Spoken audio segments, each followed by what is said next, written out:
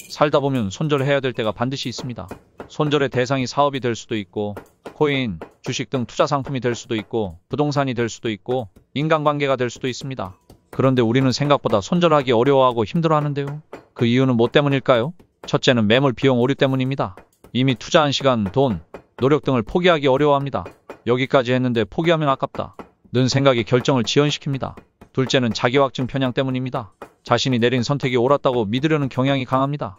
문제가 있는 상황에서도 조금만 더 기다리면 나아질 거야 라는 희망으로 현실을 부정합니다. 셋째는 손실 회피 심리 때문입니다. 이익보다 손실을 더 크게 느끼는 인간의 특성은 손절로 인해 당장의 손실이 확정되는 것을 두려워하게 만듭니다. 넷째는 애착 형성 때문입니다. 투자한 대상 즉 사람, 사업, 코인, 주식, 부동산, 프로젝트 등에 대해 정서적인 연결고리가 생기는데요. 관계에서는 특히 감정적 의무감, 미안함 혹은 사랑이 방해가 될 수 있습니다. 다섯째는 실패 인정의 두려움 때문입니다. 손절은 스스로의 실패를 인정하는 행위로 받아들여질 수 있습니다. 내가 틀렸다 는 사실을 인정하는 데서 오는 심리적 고통이 큰 장애물이 됩니다. 여섯째는 희망 때문입니다. 상황이 나아질 가능성에 집착하며 기대를 놓지 못합니다. 그리고 작은 긍정적인 변화가 보이면 그것을 과대평가하며 계속 붙잡으려 합니다. 일곱 번째는 주변의 시선 때문입니다. 포기했다 는 이미지가 부정적으로 보일까봐 두려워합니다. 특히 사업이나 투자에서 손절은 사회적으로 실패자 라는 인식을 줄 수 있기 때문입니다. 여덟 번째는 대체 가능성의 부족 때문입니다. 손절 이후의 대안이 불확실하거나 명확하지 않을 때 안정적인 현 상태를 유지하려는 경향이 강해집니다. 아홉 번째는 안전 추구 본능 때문입니다. 인간은 본능적으로 변화를 두려워하며 새로운 상황보다 익숙한 고통을 선택하려는 경향이 있습니다. 지금의 고통이 더 낫다 는 착각에 빠질 수 있습니다. 마지막으로는 공동체의 영향 때문입니다.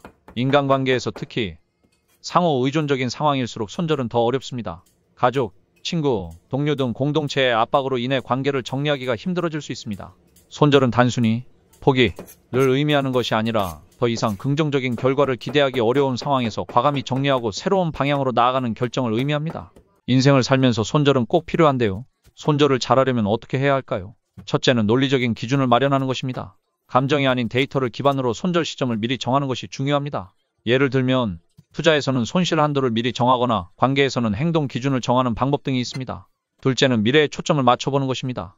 현재를 유지하는 것이 나의 미래에 어떤 영향을 미칠 것인가? 라는 질문을 통해 더 큰 그림을 보려고 노력하다 보면 손절해야 할지 말아야 할지 결정하는 데 도움이 됩니다. 셋째는 객관적인 피드백을 요청하는 것입니다. 주변에 신뢰할 만한 사람들에게 조언을 구함으로써 감정적인 판단을 줄일 수 있습니다. 아무한테 피드백 요청이 아닌 정말 신뢰하는 사람입니다. 넷째는 심리적 거리두기를 하는 것입니다. 잠시 상황에서 벗어나 객관적으로 상황을 바라보는 훈련을 합니다. 글로 적어보거나 제3자의 입장에서 문제를 분석해보는 것도 효과적입니다. 손절은 어려운 결정이지만 장기적으로는 더 큰 손실을 피하고 성장을 위한 새로운 길을 열어줄 수 있는 중요한 과정인데요. 이를 받아들이고 훈련하는 것이 인생을 더욱 재미있게 살기 위해서 반드시 필요하다고 생각합니다. 여러분은 어떻게 생각하시나요? 손절 경험이 있으시거나 다른 의견이 있으시면 댓글로 남겨주세요. 다음에 좋은 영상으로 만나요.